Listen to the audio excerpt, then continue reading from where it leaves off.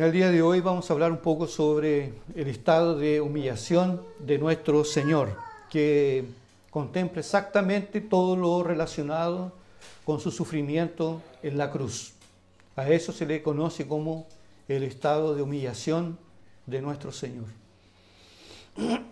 Está claro, bastante claro, que nosotros muy poco percibimos lo que realmente, todo lo que involucró estas horas, estos últimos minutos que Jesús está viviendo antes de entregar su vida en la cruz. Y probablemente, por más espirituales que alguien pueda llegar a hacerlo, jamás entenderemos con plena perfección y satisfacción lo que implicó el sacrificio de Jesús en la cruz. Todos los evangelistas, los cuatro, ellos describen los dos juicios que Jesús tuvo que enfrentar: el juicio religioso y el juicio civil. El juicio religioso lo realizó Anás y Caifás, y el civil o romano lo hicieron Herodes y Pilato. Quedó en la historia la figura de Pilato como el más cruel de todos sus adversarios. Son incontables los sufrimientos y las humillaciones que Jesús tuvo que enfrentar. Y cuando decimos esto, debemos tener en mente que se trata del propio Dios. Se trata del Hijo de Dios. Se trata de la persona de la cual dice la propia Escritura que en él jamás se halló engaño en su boca. Fue perfecto. Y él mismo, en 2 oportunidades, dijo: Satanás, el diablo, nada de lo que hay en él, hay en mí. Nada. Y en otro momento él dijo: ¿alguien me convence de pecado? ¿O alguien puede apuntarme con el dedo y decir algo? Jesús fue puro y santo en todo el momento que Él estuvo aquí en esta tierra. Sin embargo, fueron incontables los sufrimientos y las humillaciones que Él tuvo que pasar antes y durante su sacrificio en la cruz. Antes, ya con la decepción de los propios discípulos, el propio Pedro, Pilato, Judas lo traicionó, Pedro lo negó, los 12 en general lo abandonaron. Y ahora se acerca la hora del sacrificio. Y sus sufrimientos, no tan solo físicos, el Señor tuvo que soportar, sino el mayor de todos los sufrimientos, que era dejar de ver el rostro de su Padre en el momento en que el Padre lo abandona. Y Él dice: Padre, ¿por qué me has abandonado? Ese fue el mayor de todos los sufrimientos. Nosotros estos sufrimientos jamás los podremos dimensionar a cabalidad. Jamás podremos dimensionar la profundidad de sufrimiento, de su sufrimiento y de su dolor. Pero es bueno que meditemos en ellos para que lo podamos medir con nuestro sufrimiento, porque nuestro sufrimiento, nuestras aflicciones, nos llegan a los tobillos de lo que sufrió nuestro Señor. Y lo más glorioso es que Jesús enfrentó todo esto sin reaccionar, no porque Él estuviese tomado por alguna ira contenida, sino porque se cumple la palabra. Él, como un cordero, fue llevado al matadero, enmudeció, no abrió su boca. Y usted verá que en varias preguntas que se le hacen a Él no responde, Él no se defiende, para que así Él pueda ser libre de la cruz. Él sabe que tiene que subir a la cruz y entregar su vida en propiciación por los pecados de su pueblo. Dice la palabra que Jesús fue, ya el texto nos dice que Jesús fue rechazado por su pueblo.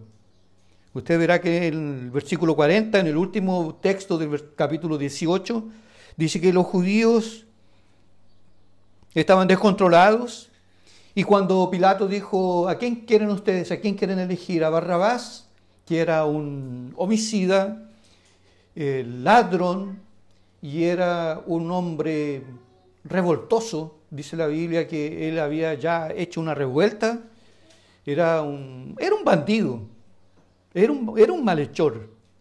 Y Pilato dijo, ¿a él o a Jesús? Y la multitud pidieron a Barrabás. Así el mundo trata las cosas de Dios. Así el mundo trata la santidad. Así el mundo trata lo mejor que Dios nos dio, que fue su Hijo amado. Ya empieza su humillación al ser rechazado por su propio pueblo, como en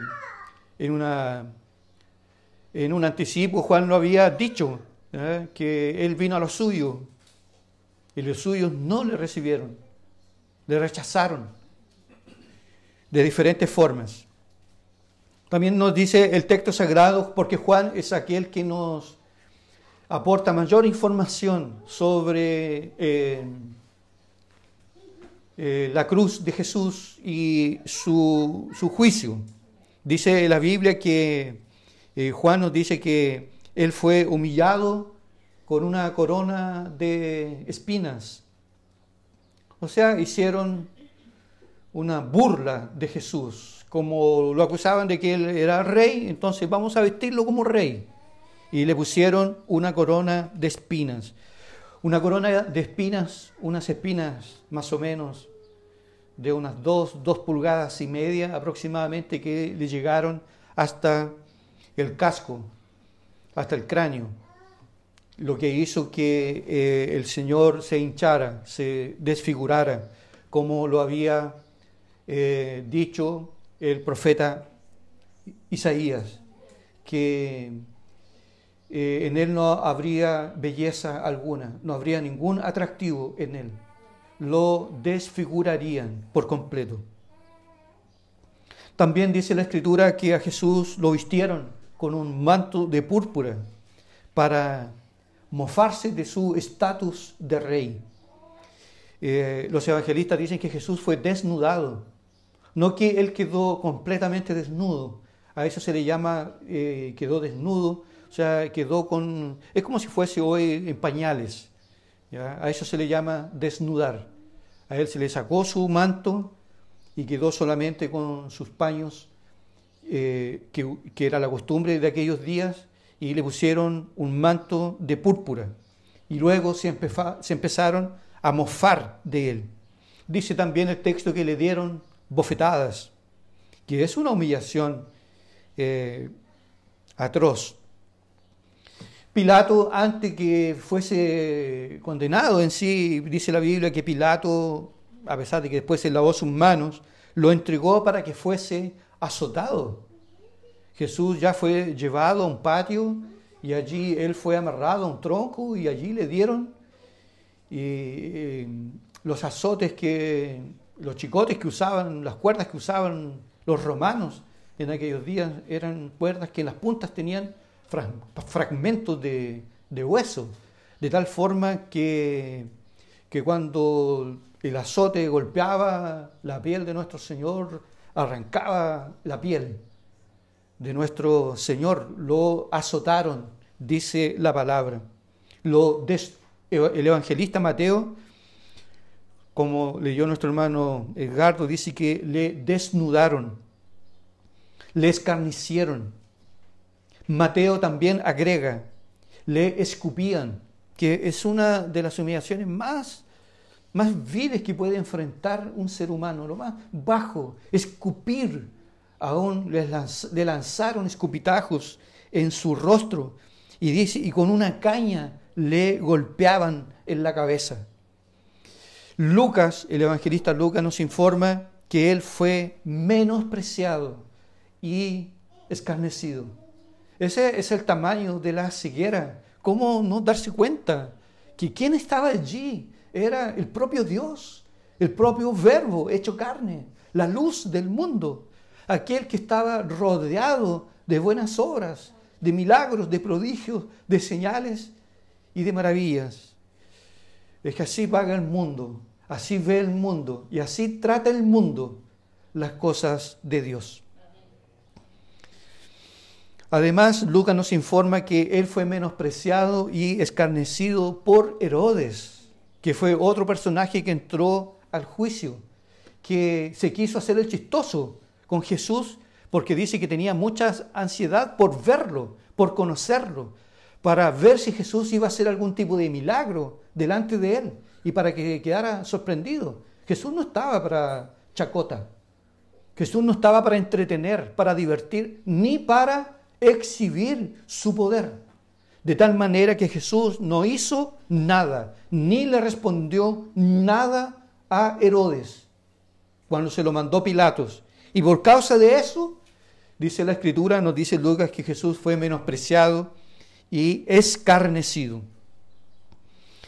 Además, Jesús, al enfrentar las huestes de maldad, porque debemos recordar que aquí hay una fuerza que nosotros no la vemos, pero hay una fuerza espiritual maligna. Aquí en este momento nosotros vemos la manifestación más potente de las densas tinieblas infernales que salieron para apoderarse de aquellos hombres y destruir al Hijo de Dios. A pesar que hubo una potente manifestación de las tinieblas, de Satanás, que incluso el propio C.S. Lewis ni siquiera logra describir perfectamente en las crónicas de Narnia, en el momento que supuestamente se juzga a Aslan, el león, donde hay una manifestación diabólica allí. Esto fue mucho, mucho, mucho más que eso. Y a pesar de que se manifestaron las tinieblas, las densas tinieblas, allí, en ese momento, Jesús estaba tranquilo, sereno, muy tranquilo, no reaccionó. Fue como un cordero cuando es llevado al matadero. Incluso el Señor tuvo la valentía suficiente para llamar al propio Pilato de pecador. Porque cuando Pilato dijo, sí, a mí no me hablas, a mí no me respondes, que tengo autoridad para crucificarte o para soltarte, Jesús le dijo, ninguna autoridad tendrías si no te fuese dada de arriba. Por lo tanto, el que a ti te ha entregado, ¿ya?, mayor pecado tiene. Le dijo a Pilato, mayor pecado tiene los que me han entregado. O sea, tú tienes mucho pecado, pero los otros que me han entregado tienen más pecado aún. Porque hay algunos pecadores, todos nosotros somos pecadores, pero hay pecadores que están cargados de maldad, cargados, su mirada, el pensamiento, la ropa, los sentimientos, las palabras, las miradas, todo está dominado por el odio, la maldad, la iniquidad. Pero a pesar de que hubo una potente manifestación de las tinieblas, allí Jesús estaba allí, cabizbajo, tranquilo, sereno. Él sabía que a pesar de todo lo que estaba ocurriendo allí, era la voluntad de su Padre que Él entregara su vida en la cruz. Algunas lecciones nosotros podemos sacar de este cuadro que nos presentan los evangelistas. Primero, Jesús, en su más profunda aflicción, no pecó jamás. No amenazó a nadie. No se vengó, ni incluso después de resucitado. Jesús, en su más profunda aflicción, no pecó jamás. ¿Por qué? ¿Por qué que en su más profunda aflicción, tribulación, Él no peca? Eso ocurre, ¿sabe por qué? Porque cuando una persona es verdaderamente piadosa, es auténticamente y comprobadamente piadosa, ¿ya? La piedad no muere con las pruebas. Como alguien una vez dijo así, vamos a solucionar estos problemas, ¿ya? Vamos a dejar la iglesia aquí afuera y vamos a solucionar problemas de otra manera. Vamos a dejar a la iglesia de un lado aquí. Vamos a resolver nuestros problemas de otra manera. Jesús, ese tipo de conducta, de comportamiento, no justifica el comportamiento de un cristiano. No porque yo hice esto, porque las pruebas fueron muy intensas. Cuando la espiritualidad es auténtica, es genuina, es verdaderamente genuina, ella no se pierde, no se desvanece en las pruebas. Al contrario, se fortalece. Entonces cae por tierra esta idea de que yo ando débil en la fe por las pruebas que estoy pasando. Las pruebas fortalecen a aquel que verdaderamente ama a Cristo. Y jamás lo van a alejar. Si lo alejan es porque no era. No era. Estaba pero no era.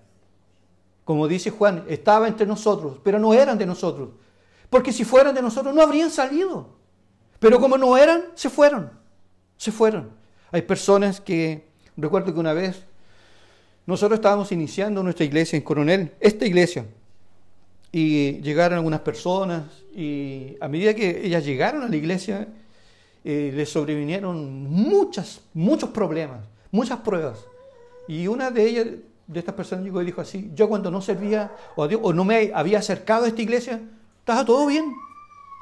Todo estaba bien conmigo, con la familia, pero del momento que yo me empecé a acercar a la iglesia, me empecé a acercar a Dios, empezaron los problemas.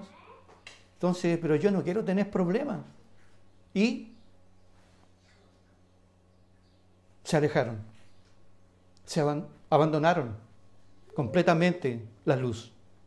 El cristiano verdadero, cuando es auténticamente cristiano verdadero, no abandona la fe, ni su fe disminuye con las pruebas, se fortalece. Las lágrimas son las que riegan nuestra fe. Segunda lección que podemos aprender: el intenso sufrimiento de un hijo de Dios, como lo ocurrió con nuestro Señor, el intenso sufrimiento de un hijo de Dios jamás matará la fe. No la va a matar, nunca. Y esto ocurrió con Jesús. Su sufrimiento no mató la comunión con su Padre.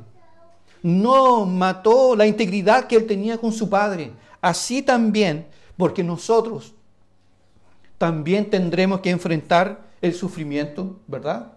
Nosotros también tendremos que pasar por durísimas aflicciones en esta vida. Pero el más intenso sufrimiento de un hijo de Dios jamás matará la fe. Jamás va a decir: yo me decepcioné de Dios. ¿Dónde está Dios? ¿Qué pasó con Dios? ¿Por qué a mí? ¿Por qué yo? ¿Por qué? ¿Dónde estaba Dios cuando murió tal persona? ¿Cuando me pasó esto? ¿Cuando me despidieron? ¿Cuando me avisaron que tenía un cáncer? ¿Por qué? ¿Por qué tengo que morir tan joven? Por más intenso que sea el sufrimiento en un cristiano, nunca va a matar la fe. Nuevamente, la fortalece y la hace florecer. Por eso dice el salmista, cuando yo no era afligido, me desviaba. Cuando no era afligido, me desviaba. Pero ahora, fue bueno que yo hubiese sido afligido. Fue bueno, porque ahora yo medito en tus mandamientos. Y no hay cosa mejor, hermanos, que a veces mezclar la oración con el sufrimiento. Y ocurren estos momentos gloriosos que a veces ni siquiera palabras salen. Ni siquiera palabras salen para poder dirigirse a Dios. Solo lágrimas. Lo glorioso de esto es que como Dios no es ídolo, sino que Dios es Dios, Él entiende e interpreta de una manera perfecta las lágrimas. O a veces un pequeño suspiro al cielo será recogido y atendido por nuestro Padre Celestial. Tercera lección que podemos ver aquí, hermanos, en el sufrimiento de nuestro Señor, es que el sufrimiento, cuando Él nos viene por causa de la voluntad divina, siempre nos conducirá a la gloria. Cuando el sufrimiento aparece en nuestra ruta, que nosotros no podemos evitar, no podemos decir, no, yo no quiero sufrir. No, es que hace parte del menú. ¿Usted ha sufrido? Yo aquí no necesito saber la vida de nadie. Incluso puedo predicar hasta de espaldas, sin ver a nadie. Pero yo sé que esto va a llegar. ¿Por qué? Porque la Biblia lo dice. De que todos los cristianos pasarán por aflicciones. Jesús lo dijo, en el mundo tendréis aflicciones, pero confiad, yo vencí el mundo y yo voy a estar con ustedes todos los días hasta el fin del mundo. No es necesario ser profeta para estar haciendo declaraciones. Yo conozco tu sufrimiento. Si todos sufrimos, pero el sufrimiento, cuando Él nos viene por causa de la voluntad de Dios, ella siempre nos conducirá a la gloria. Terrible es sufrir por causa de nuestro pecado, sufrir por las consecuencias de malas decisiones tomadas. De esa no nos libra nadie. Como dijo alguien, nosotros somos libres para tomar cualquier decisión, pero no somos libres para escoger consecuencias. Y es doloroso sufrir por consecuencias de pecado. Pero es un consuelo al mismo tiempo sufrir cuando la voluntad de Dios así lo ha establecido. Hay un consuelo, hay un gozo y hay una paz. Incluso en consecuencias de pecado también, porque también eso nos humilla. Dios también nos consuela y nos fortalece a pesar de los errores que hayamos cometido. Segundo punto en nuestro texto. Vemos la contumaz rebelión de los judíos. Fueron los judíos, como nación, como pueblo, los que pidieron la muerte de nuestro Señor. El evangelista Juan tiene un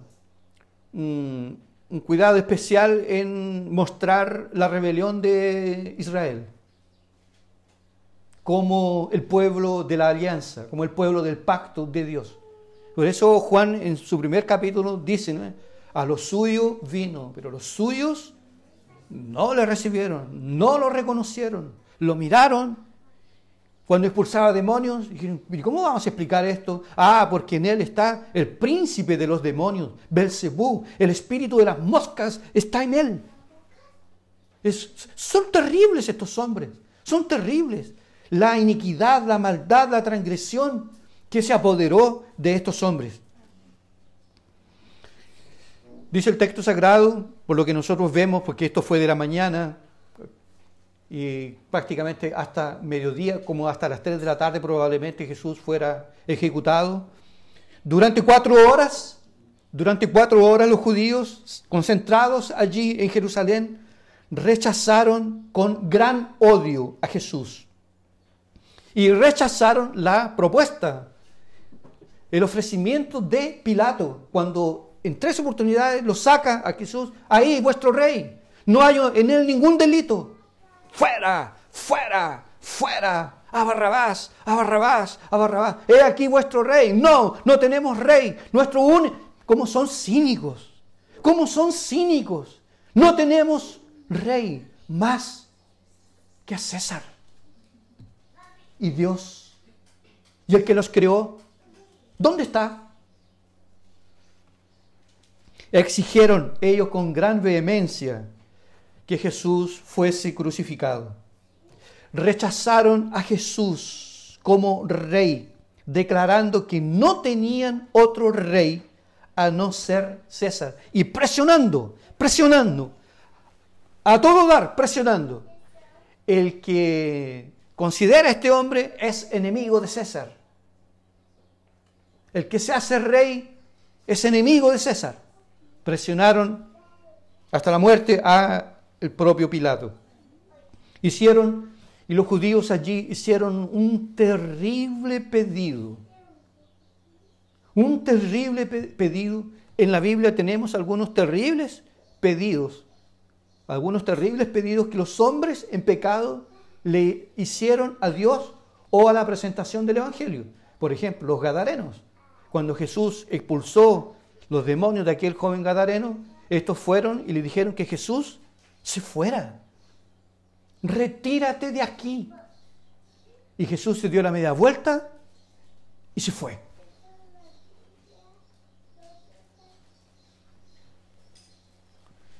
En esta oportunidad nos informa Mateo, que es Mateo quien registra eso, dice que cuando Pilato insiste de que no halló en él ningún delito, no halló en él nada digno de muerte.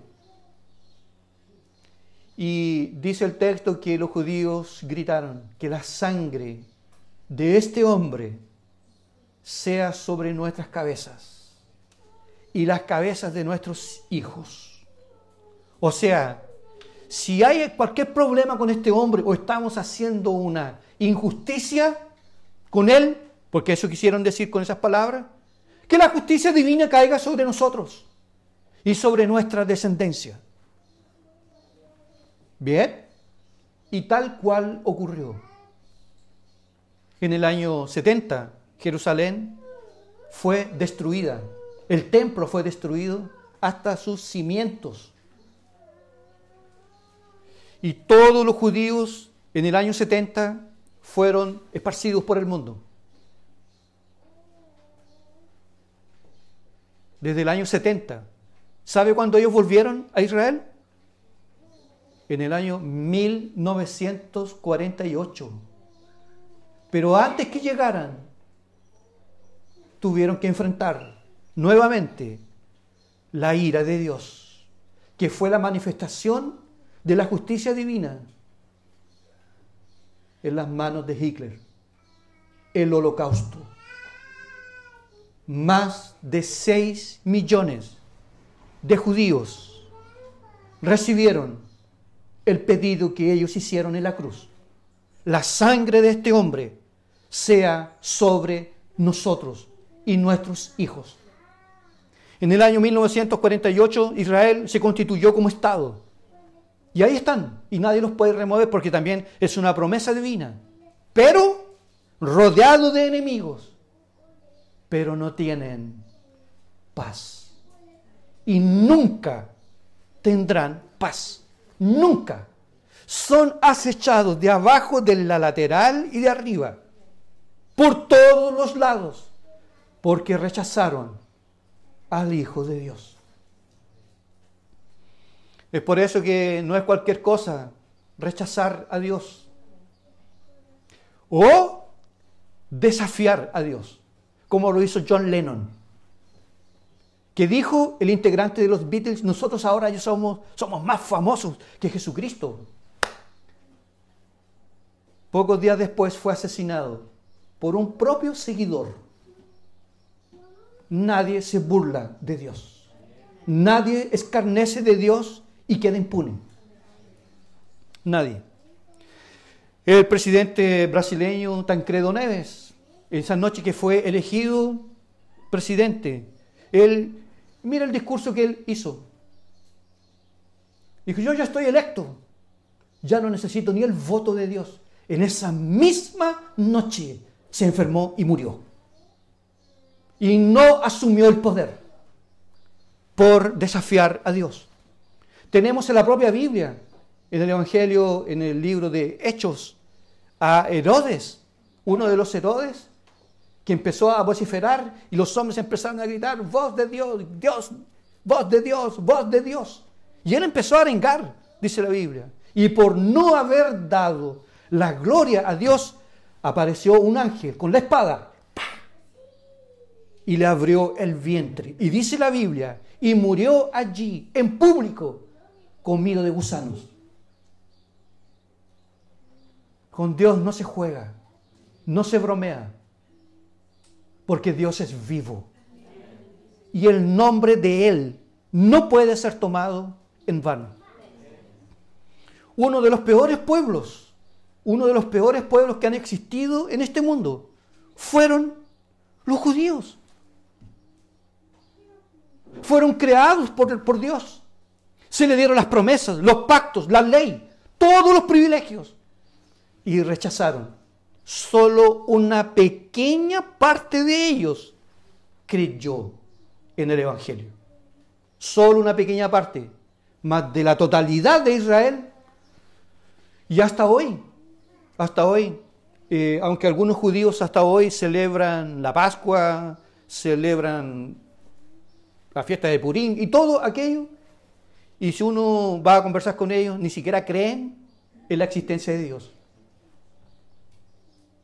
Y ese tipo de religión que ellos tienen es completamente ajena a las Escrituras. Bueno, ahí están en el muro de las Lamentaciones. Es algo completamente ajeno a las Escrituras. Eso es una religión como cualquier otra, que está alejada de las Escrituras. Vamos a hacer algunas aplicaciones sobre este punto, sobre la rebelión de los judíos. Pero también quiero decir que a pesar que los judíos se rebelaron, no serán extirpados completamente. Nadie los va a poder sacar de ahí donde ellos están, porque fue una promesa que Dios le hizo a Abraham. Y van a haber judíos hasta la segunda venida de Jesús. Y algunos judíos escogidos, que se les conoce como pleroma, ellos deben ser salvos, pero no la nación en sí como tal. Algunas lecciones que podemos aprender. Corren tremendo peligro todos aquellos que rechazan permanentemente las invitaciones del Evangelio a la salvación. ¿Por qué? Porque llegará el día en que la ceguera espiritual será irreversible para muchos que han persistido en rechazar a Cristo.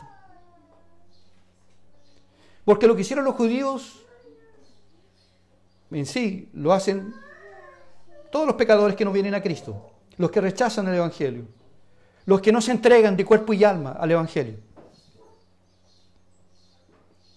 Lo que hicieron los judíos lo hace todo pecador rebelde, porque a ellos se les dieron privilegios, oportunidades. Ellos vieron al Mesías, escucharon, vieron milagros, no creyeron. Así también hoy hay muchas personas a quienes se les presenta el Evangelio, se les predica el Evangelio verdaderamente y no reaccionan. Llegará el día en que la ceguera espiritual será una especie de juicio, será irreversible. Y ahí tenemos la parábola, aquella parábola, cuando viene el Señor y la puerta se cierra y algunos dicen: Señor, ábrenos, ábrenos, ábrenos. La puerta se cerró.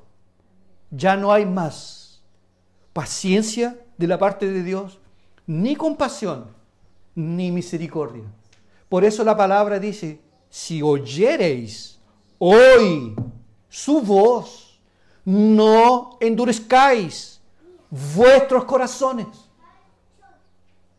Porque usted puede salir de aquí y morir. Usted puede salir de aquí y no volver más. Los atenienses, cuando llegó el apóstol Pablo a Atenas la primera vez a predicarles el Evangelio, ellos dijeron: ya, vamos, porque ellos tenían sed de oír cosas nuevas. Y el apóstol Pablo les presentó el Evangelio. Después que les presentó el Evangelio, ellos dijeron: ya te oiremos otra vez. Y esa otra vez nunca llegó. Nunca llegó.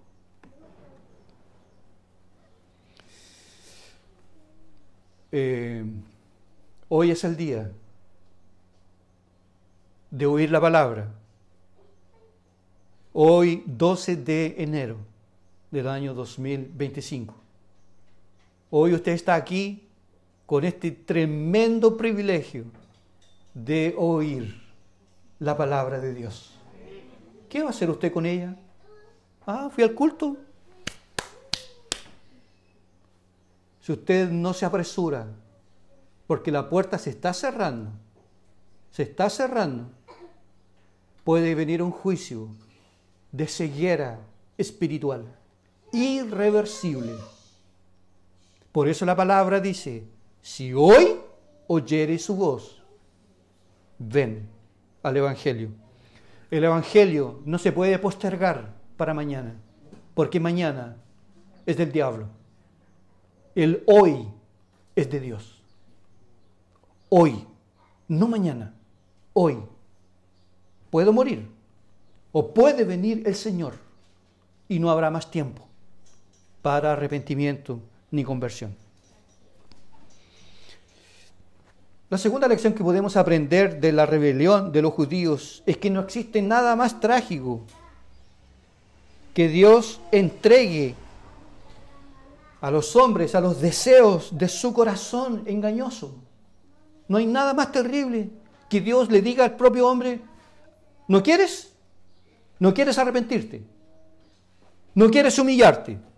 ¿No quieres creer en Cristo? ¿No quieres rendirte? Entonces, sea hecha tu voluntad. Y Dios se aleja, se aparta, y los hombres pasan por este mundo sin Dios, sin ley, sin esperanza, sin promesas, con un terrible juicio que les espera. El mundo rechaza a Dios de todas formas, de todas las maneras. Y muchos salen de este mundo sin esperanza. Hay una cosa que los hombres no pueden evitar y no podrán evitar jamás: el juicio. Van a tener que enfrentarse con el Rey de Reyes y Señor de Señores. Y de repente a nosotros, si por en algún momento, en alguna ocasión, algún juez nos llama a que nos presentemos por alguna causa, algún problema que hayamos tenido, o nos hayamos visto involucrados en algún problema, en el tránsito, cualquier cosa, como que tiemblan las piernas, enfrentarse a otro pecador, pero que está revestido de autoridad. Imagínense enfrentarse con el Rey de Reyes y Señor de Señores, que lo primero que dice cuando abre su boca, dice el texto en Apocalipsis, yo te conozco, yo conozco tus obras. No va a haber, es que la vida fue difícil para mí, es que yo no tuve papá, es que yo no tuve mamá, es que a mí me violaron, es que a mí me hicieron esto, es que la vida fue muy injusta conmigo. No. Dios dirá, yo conozco tus obras. Yo conozco. Y ahí, en pantalla, tendremos toda nuestra vida. Todo, absolutamente todo. Y todas las oportunidades que se nos ofrecieron para escuchar el Evangelio y habernos arrepentido.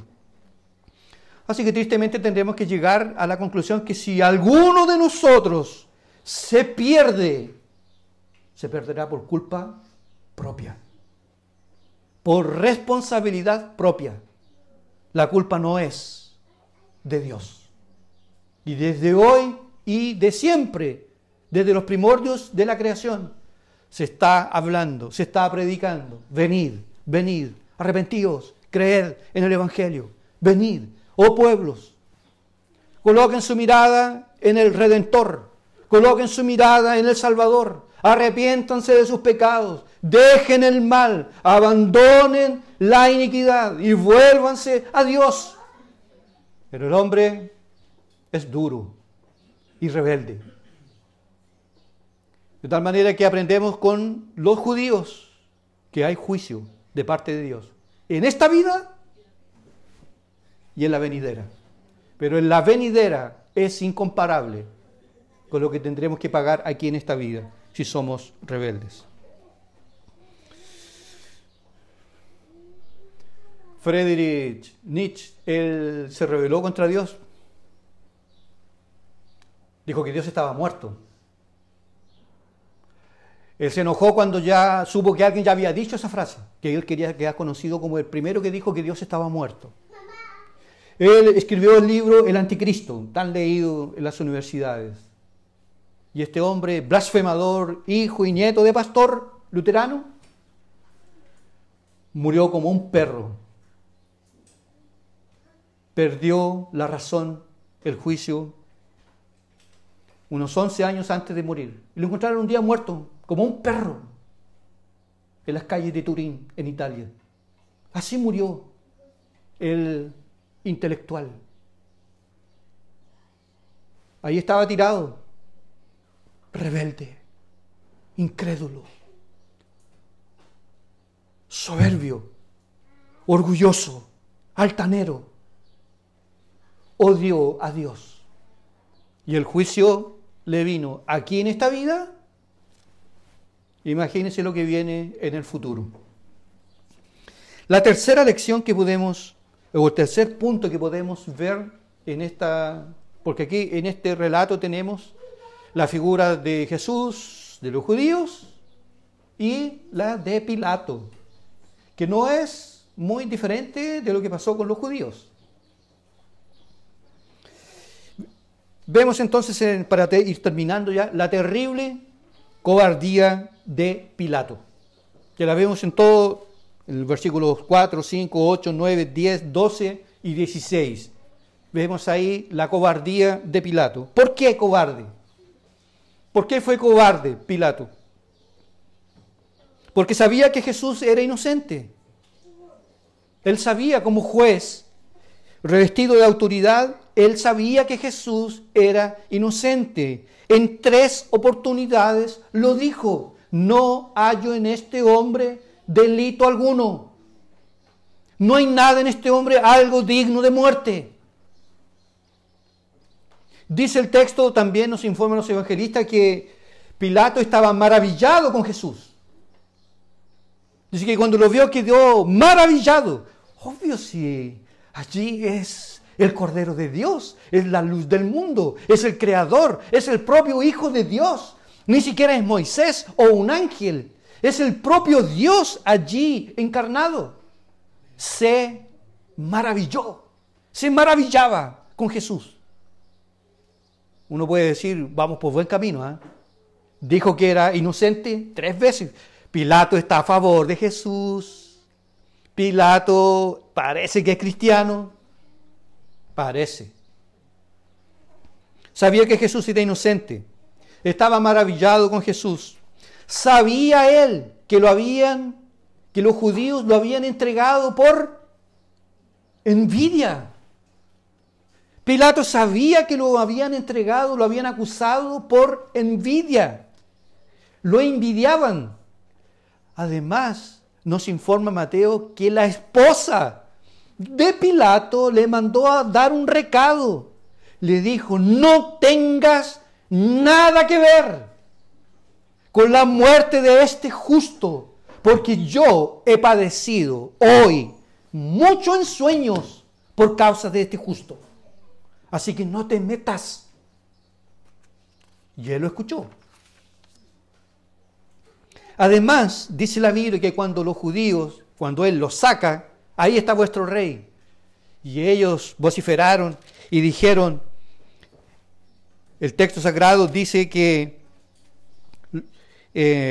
los judíos dijeron: nosotros tenemos una ley y según nuestra ley debe morir, porque se hizo a sí mismo hijo de Dios. Cuando escuchó nuevamente de que Jesús era hijo de Dios, dice que entró al pretorio y tuvo más miedo aún.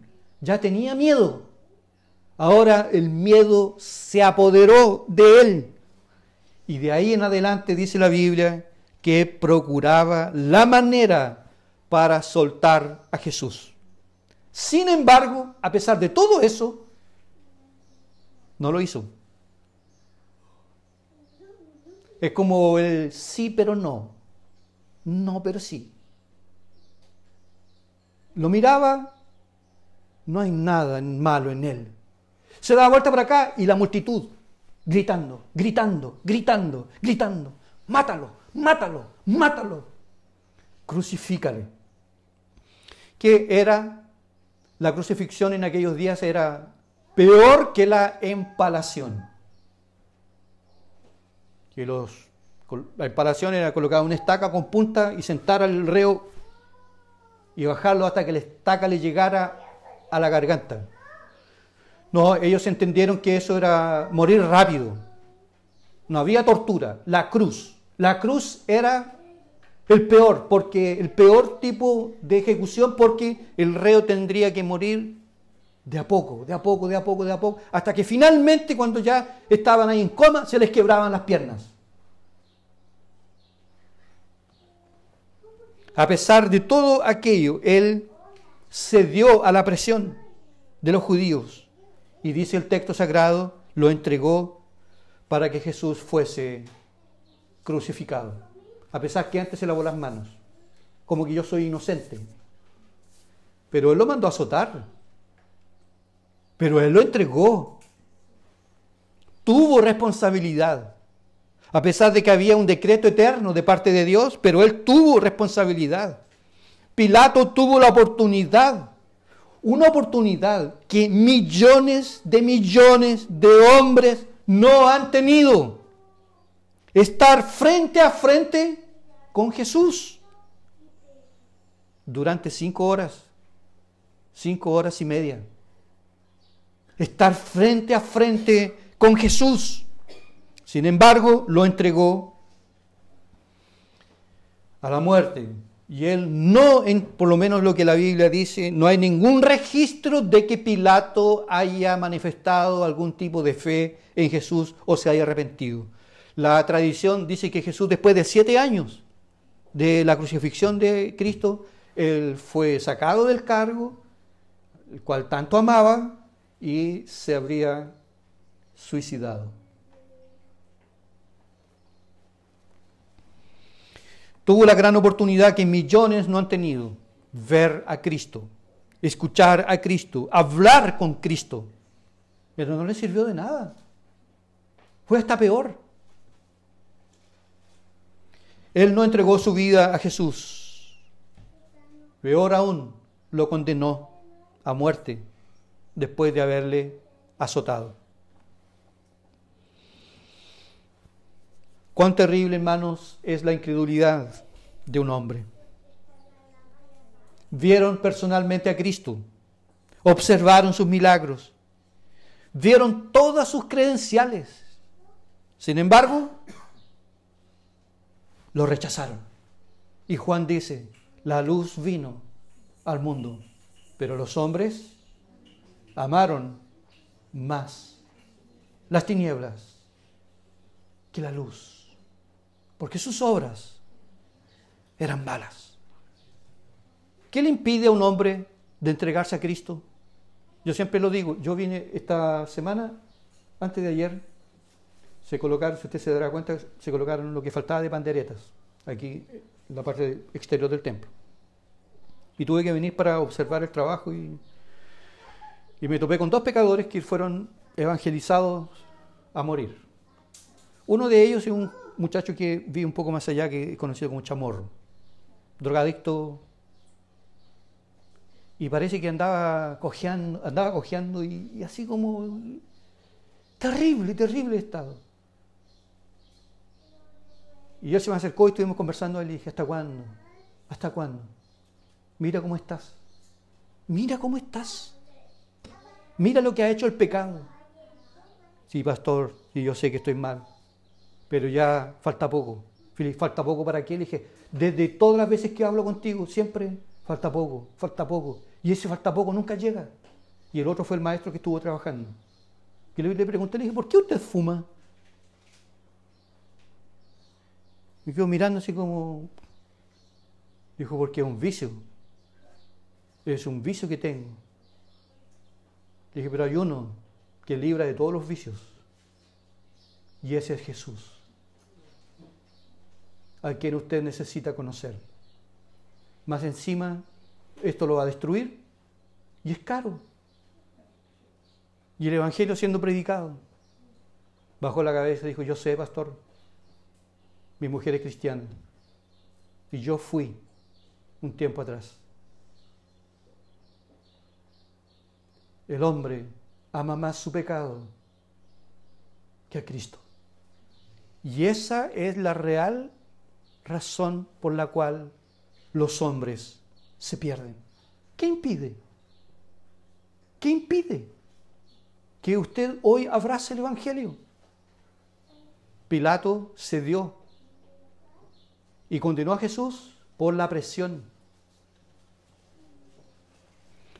Cuán terrible es la incredulidad del hombre.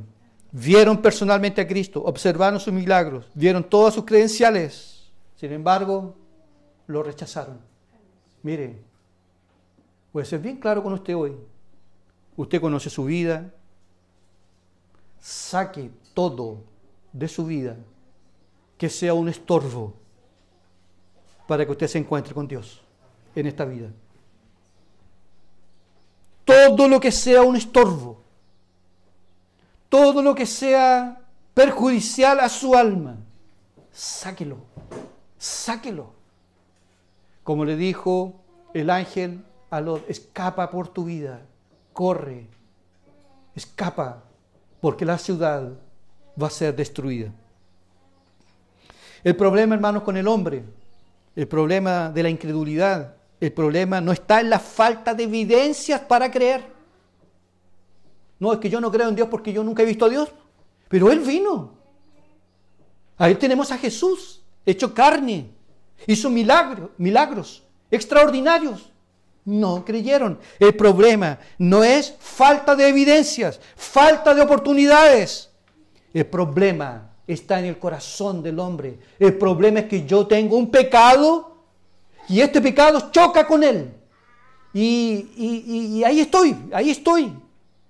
Y como soy débil, aquí estoy. Como dice Sugel, el corazón del problema es el problema del corazón. Este es el problema del hombre, el problema del corazón. Ama más al pecado que la propia gloria de Dios.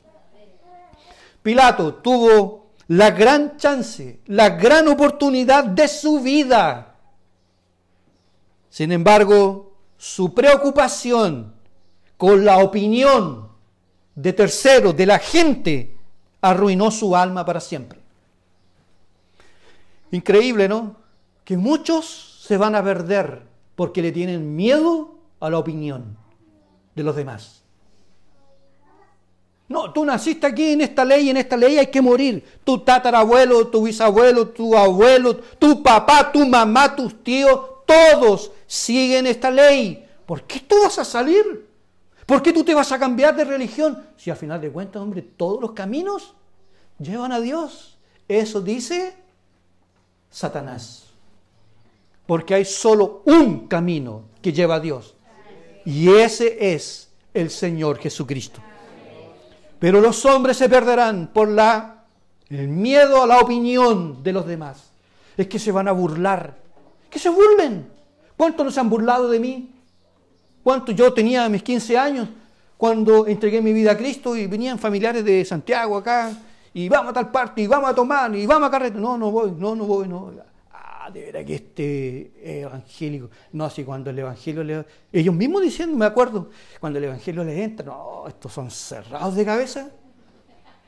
Y tenía razón ese pecador. No sé si hoy estará muerto, y nunca más supe de él.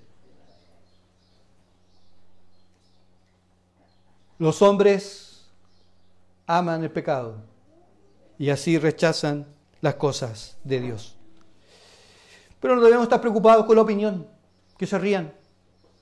Eso va a durar un tiempo. Después se rinden y reconocen que nosotros somos diferentes. Mientras para un 18, Navidad, Año Nuevo, todos llegan hechos pebre al trabajo, allá llega el cristiano, paradito. No toma, no bebe, no fuma, no se droga, no gasta con apuestas. Su preocupación son las zapatillas, los pantalones, la camisa de los niños y los alimentos y la educación. Así piensa el justo y en arreglar su casita. Porque la Biblia dice que al necio hasta la casa se le cae encima. Pero el justo tiene cuidado con la mascota, con su casa, con todo, con todo, porque el Evangelio afecta todo. El corazón del ser humano. Termino con 3 preguntas, 3 aplicaciones prácticas. Primero,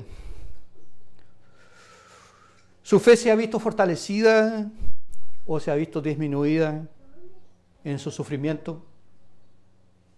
¿Cómo anda la fe? ¿Cómo andamos de las piernas? ¿Su fe se ha visto disminuida o fortalecida en su sufrimiento? Jesús sufrió y se fortalecía. Segunda pregunta. ¿Quién de ustedes y yo mismo necesita de paciencia para soportar la aflicción?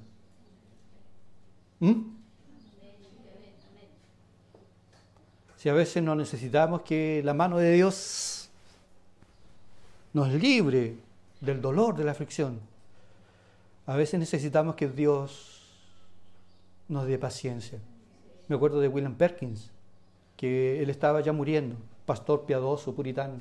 Estaba muriendo y estaba en su lecho de muerte. Y llegaron los familiares, entraron y rodearon la cama y empezaron a orar por él, para que el Señor le sacara los dolores, las aflicciones. Y él se dio cuenta y llegó y dijo esto: no oren para que Dios me sane, oren para que Dios me dé paciencia. ¿Quién necesita paciencia para enfrentar y soportar la prueba? Yo necesito. Y la última pregunta. ¿A usted le preocupa la opinión de la gente? ¿Y por eso no sirve a Cristo? ¿Que se van a burlar, me van a criticar, se van a reír? ¿Cómo yo? O como dice el mundo, oye, tan joven, tan intelectual, el cabro, tan encachado y canuto. Como si fuese una enfermedad mental, como si fuésemos trogloditas, o fuésemos a regresar al tiempo de la caverna. Tan joven, tan inteligente y canuto. Para nosotros es un privilegio. Y lamentamos y lloramos de no haber conocido antes a Jesús, porque fue lo mejor que nos pudo haber pasado. ¿Será usted un imitador de Pilato, que temió a la multitud y dejó pasar la bendición? Hoy es el día de poder creer en el Evangelio.